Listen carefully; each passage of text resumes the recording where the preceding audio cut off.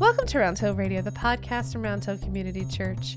Through our conversations, we discover the holy and the ordinary, find moments of grace and peace, and redefine what we're talking about when we talk about faith.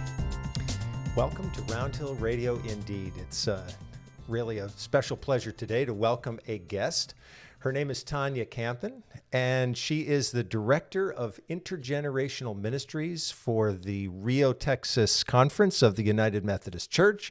She's the author of a book. Congratulations, Tanya. It's called Holy Work with Children, Making Meaning Together.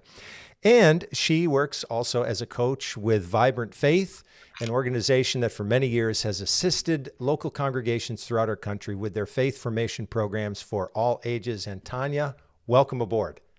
Thank you, Ed. It's so good to be here. Thank you for inviting me. So Tanya and I had an opportunity to work together through a pretty substantial part of the pandemic, working with one of our colleagues as we were practicing some of our coaching skills. And we haven't had a chance to connect in quite the same way for a while, so it's really good to see you. And we hope you're doing well. Are you all doing okay? And as you kind of emerge through this stage of the pandemic? Yeah, Ed, I feel the same. It's so good to reconnect. And yes, I think like everybody, are trying to find our way through, picking back up some things that we missed and looking forward to some new things. But yeah, figure out how to navigate that. But I don't think we're alone. How about you? No, I would completely agree. We're in this phase of the pandemic. That's what I say. You know, we don't know what the next one's going to be, but we hope it's going to be better and brighter than whatever's gone before. So really, really great to have you. And I've actually wanted to have you as a guest for quite some time because I'm really very, very deeply interested in this whole process that we call faith formation. And, over the years, it's been called Christian education and spiritual development and spiritual growth. It gets a lot of different names. But I know that you have dedicated a lot of your life to this process of understanding what faith formation is and what it can be. And Tanya, do you have a vision that you try to keep in mind as you go about your work? Oh, that's a great question. And absolutely. I think I, like many faith formation leaders, have been shaped and formed by the work of James Fowler, who kind of, gave us this initial look at what does it look like to grow in faith. And if there are stages, kind of what that process looks like. And as I've wrestled with the work of James Fowler and others and kind of come into my own vision, I like that word, of faith formation, what I really understand is that it's a lifelong process. I'm not sure I would put people in specific stages like Fowler does, but I think there's elements of that. I think we move in and through those. I think some of the gifts that he is looking for, I think I look for. But really what I would say, to keep it simple, is, what does it mean to grow in love of God and neighbor? That as we move from day to day, moment to moment, experience to experience, how are we connecting to the divine in all that we do in a way that strengthens our relationship with God, but then becomes an outpouring, strengthening our love of others, of ourselves and others. And so, there's this idea, I like to say too, that, the vision of, if we get to the end of our life journey, if we know who we are, if we know what we believe and why we believe it, and if we have a deep understanding of how God has and continues to shape that understanding, that for me is kind of the vision. And that looks different for every person, I think, and it shows up differently. Yeah, it's a really beautiful vision. I think this is something that has, I'm trying to call to mind where I'm remembering this from, but this idea that if you have this moment, towards the end of your life, just as you describe it, this little moment of retrospective where you can look and think, yeah, I understand these basic things about myself in relationship to others, that's really a gift to be able to get to that point. So it sounds like that's kind of a guiding star for you. Absolutely. And especially with my work with children and then into adolescence, the greatest gift is if we can help them claim who they are as God's beloved children and help them find ways to respond to that love as they share that love with others. I think that's how the world is changed, and God's vision, if you will, comes into fruition, is when we are so connected to God and each other in a way that we are doing all we can to share that light and love through our actions in a way that just transforms the world around us. Yeah. Yep. So in the not too distant future, I think that if people, well, I'll just say that people I've worked with in my congregations over the years, if they were asked, so how are we going to make that vision come true? They would say, well, we're going to have a fantastic church school program. We're going to have a Sunday school. We're going to get a great curriculum that's going to help us. We're going to help the children, the teachers, right? We're going to give them the great curriculums so that they don't feel like they have to be overwhelmed. And I think that model has been a very powerful model over the years. Is it still in place? Is it evolving? Has it completely gone and left the house, and we're not sure what's in place? What's happening in terms of the practices that are in place to help people move towards that vision? Yeah, I appreciate how you said it's a very strong model. It's been a very effective model for many years. And I would say it's evolving. And in some ways, the model of church school or small groups is still an important part of faith formation, but we know it's not the most critical space. It's not the space, the only space. In fact, what we're learning and what the pandemic showed us, when we could no longer go to church, we could no longer go to Sunday school, we could no longer experience that curriculum, is all of a sudden we were finding ourselves moving through our daily lives and having to ask, how do I connect to God and neighbor now in this life space that I found myself in? Sure. And we found that, research has been showing us for years that the most effective place for faith formation is in the home, Yes. and Yep. as led and guided by parents and caregivers. And the pandemic just kind of like really highlighted that reality and showed us that there were some parents and caregivers out there that really knew, kind of felt like rock solid and in doing that work, and they ran with it. And then others were like, we don't know what to do if we can't go to church on Sunday and have that teacher that you were talking about impart their wisdom on my child. Right. And so we're in this really interesting time where what we know about faith formation, the Sunday school movement, if you will, started with this understanding of what I call banking pedagogy. If we all kind of pretend our heads are piggy banks and we're just depositing in all the right information, right? Right. Then we're going to walk out and be perfect Christians because we have all the information. You mean that's Well, not right? That's not the correct form anymore? we know that it doesn't really work that way, right? We haven't had great success with that. The piggy bank is empty. Yeah, the piggy bank is empty, or, we're holding this piggy bank and we're like, I don't know what to do with this. Right. I've got all this information and I don't know how this shapes or changes my life in any way. And so what we've learned is that faith formation is actually an active and relational process. Like, we have to participate in it. So while there's some information, like through stories and coming at us, and that we're receiving, there also has to be an opportunity for us to process that and to say, what does this mean for me? And how does it impact how I'm going to show up in the world? And so I say all of that as we're trying to figure out what faith formation really looks like now and how do we do that work. And this is a lot of my work in the book that I wrote, is that we all really are making meaning all of the time. We're taking in information, we're processing it, and then we're finding ways to respond. And in our Christian faith, ideally, we're finding ways to respond to God's grace and love in a way that participates in all that God is doing. And in my tradition, we would say transforming the world. Like, we're not just living to live, but we're living to make a difference and to come alongside God as God makes our world better. Sure. And so with that, I think we have to start thinking about, how do we do that work every day? So that means equipping families to do that work every day at home, at work, at school, at play. And so that shifts the model. Then whereas where it was, we're going to come to Sunday school and get all that we need, and then and go maybe come to worship and get all that we need, and we'll go out and do whatever for a week, and we'll come back and we'll get refilled. Yep.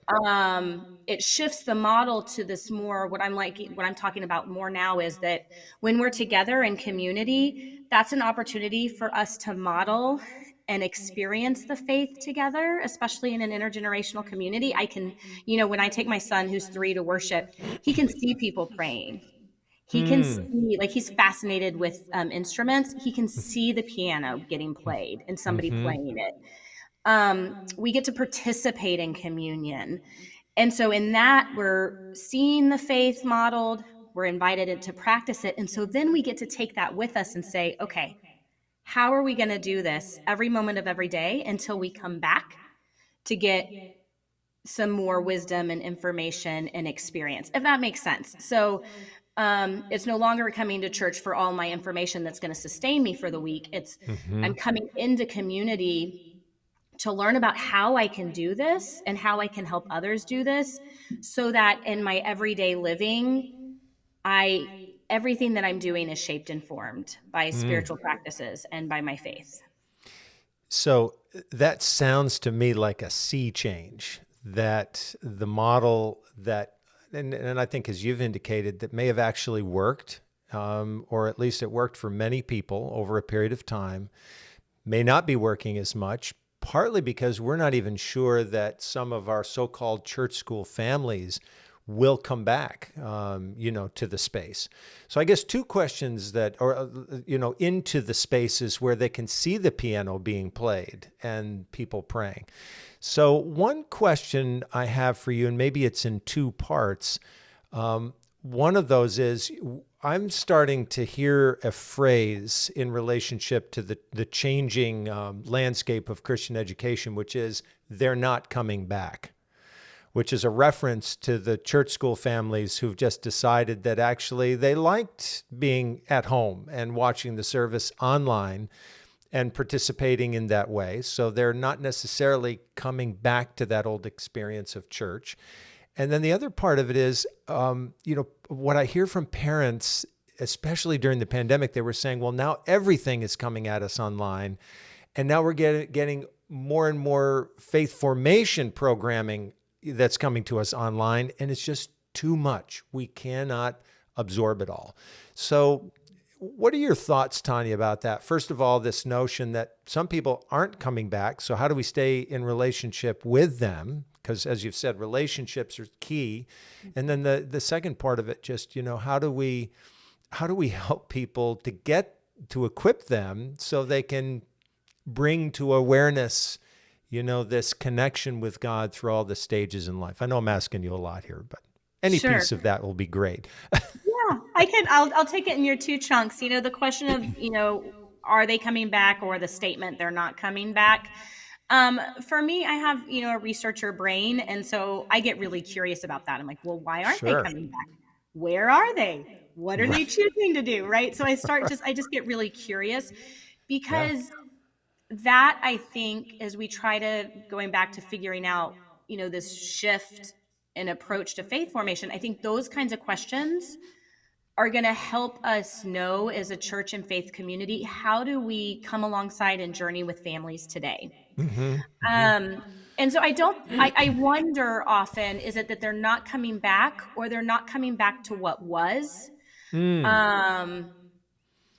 Or, there's so many of us, and I get this, like, when we come out of trauma, which all of us have, when we're grieving, which many of us are, I would say all of us are in some way, shape, or form, we want to go back. We lean into that nostalgia. Like, we want to go back to what we remember. Like, please recreate my Easter service that I missed exactly the way it would have been, right? Because my heart needs that.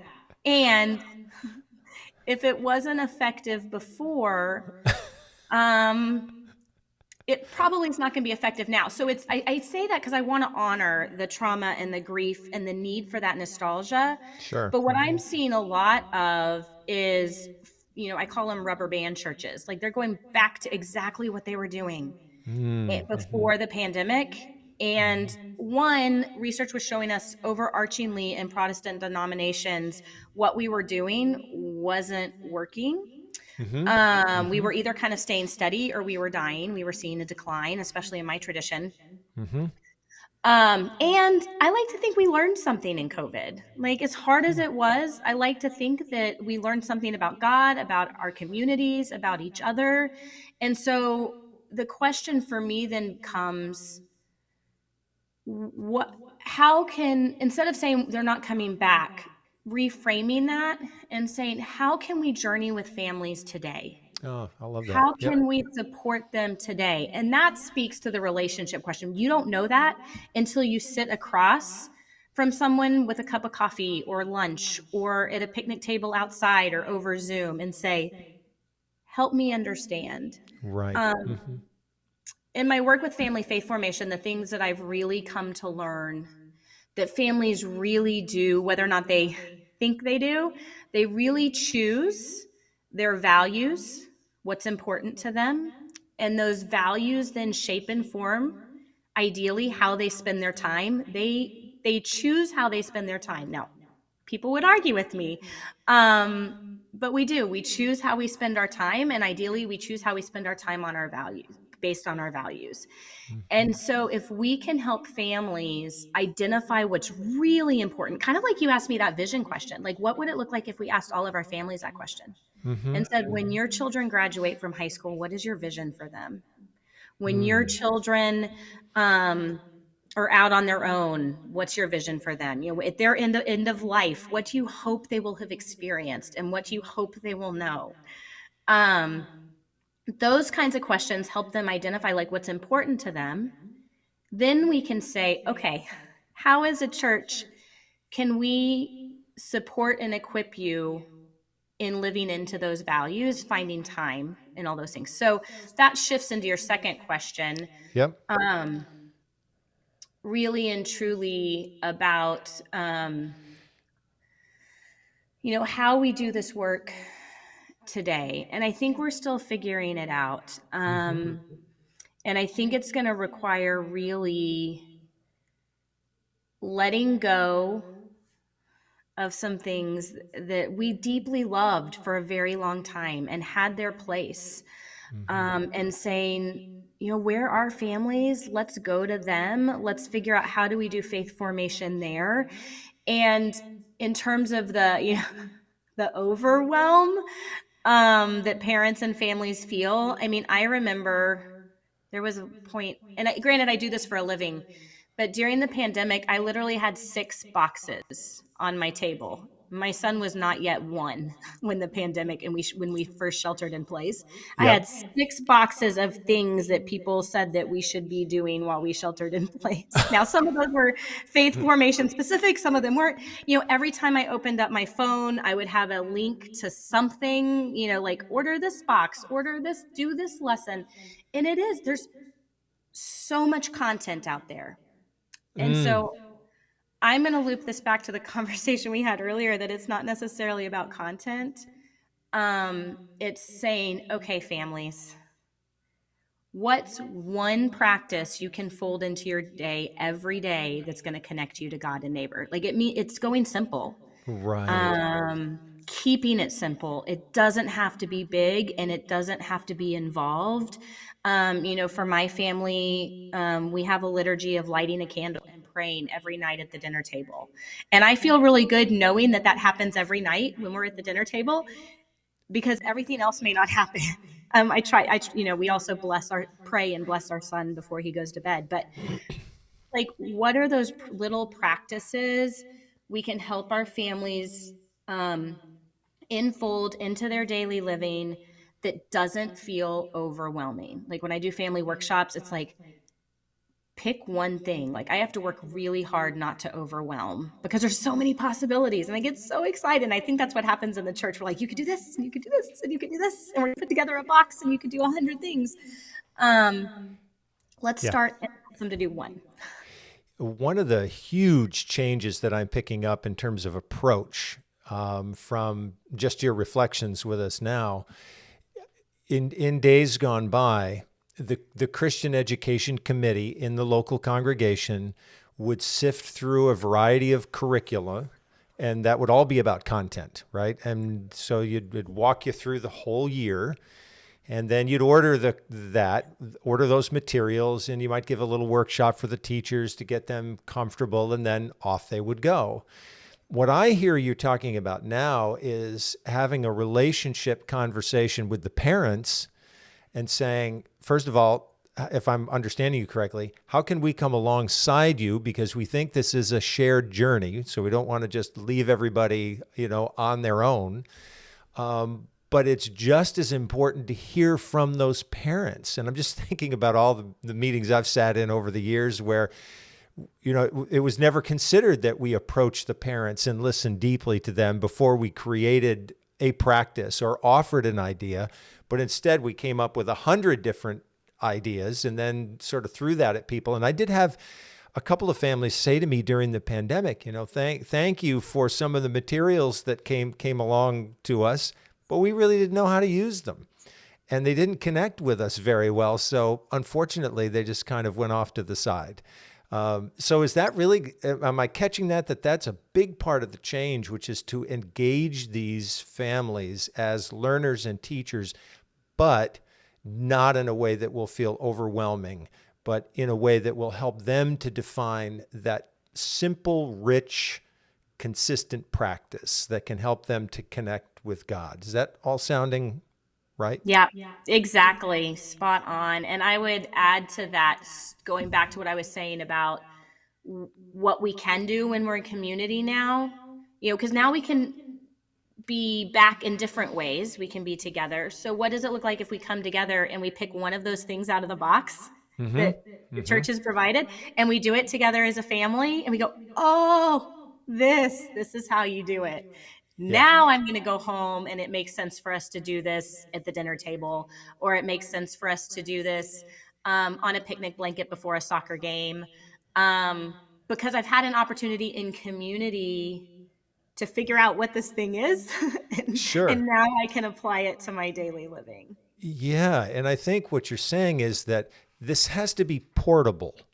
So sometimes Sunday school didn't always feel that portable, like it was something you did in a classroom.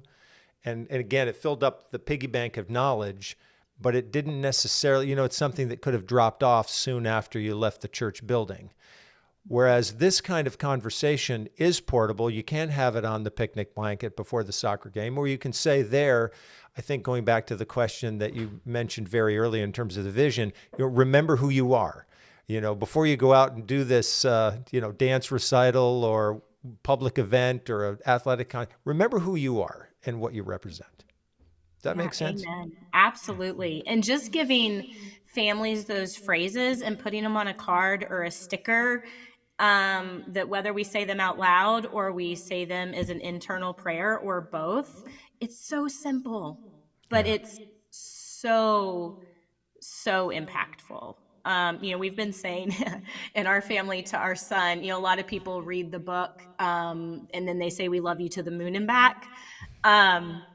We're a Star Wars family. And so I've always said, we love you to a galaxy far, far away and back. And now Luke says that, like I say that to him all the time. I'll say, how much does mommy love you? To a galaxy far, far away and back, and it's those simple things, but those are the narratives, or in the Christian tradition, the liturgies, if you will, that really shape and form us. I mean, of course, we have to be able to experience that love as well. It's not just words, but those things go hand in hand. Tanya, this has been a wonderful conversation, and you've given us a lot of really great directions and perspectives as we continue this journey. So we wish you many blessings, you and your family and all the churches you serve, and we look forward to staying in touch with you and continuing the conversation. Thanks, Ed. It was a pleasure getting to be here. All right. Take care. Thanks for listening. Round Hill Radio is brought to you by the friends and members of Round Hill Community Church. For more information, please visit roundhillcommunitychurch.org.